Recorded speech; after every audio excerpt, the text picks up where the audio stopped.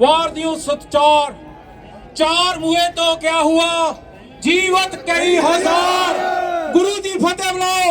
वाहिगुरु जी का खालसा वाहिगुरु जी की फतेह। तुसी अज यह साबित कर दिता है गुरु साहिबान दे बोल कि हजारां दी नहीं लखां दी तादाद च तुसी जिंदा हो ते शहीद संत जरनैल सिंह पिंजरावालियां दे शब्द शरीरिक मौत नूं मैं मौत नहीं समझदा ज़मीर दा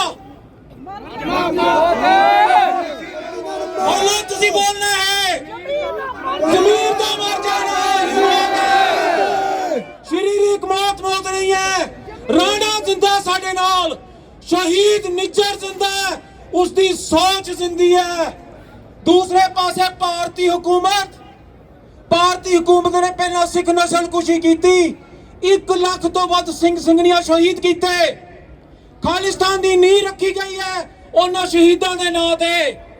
आर्थिक नस्ल कुशी की तुसी सब पंजाब छड्ड के बाहर आना पै रहा है। असी ऐलान करते हैं भारतीय हुकूमत का लक तोड़ देंगे।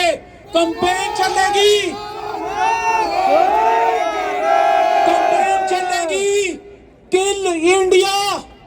किल India politically destroy India economically.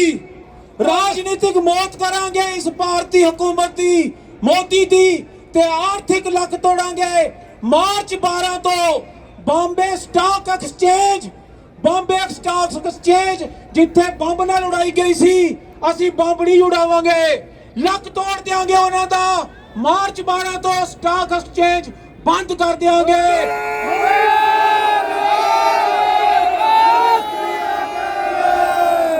जेड़ी इन्हां दी राजनीति है kill Modi politics destroy India economically. राजनीतिक मौत ते आर्थिक लक तोड़ देंगे। जे आजादी चाहते हैं करना पैना है। वोटां दे नाल आजादी तोपां दे नाल हदबंदी करांगे।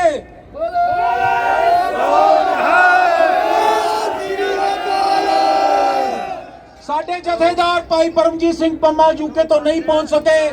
आउणा मनाए उन्हां दा उन्हां वल्लों फतेह सांझी करनी है। शहीद निज्जर दा परिवार साडा परिवार उन्हां वल्लों फतेह सांझी करनी है। वाहिगुरु जी का खालसा वाहिगुरु जी की फतेह। ना हिंदी ना हिंदुस्तान पंजाब दिल्ली बनेगा। ना हिंदी ना हिंदुस्तान पंजाब बनेगा। खालिस्तान जिंदाबाद खालिस्तान जिंदाबाद जिंदाबाद खालिस्तान जिंदाबाद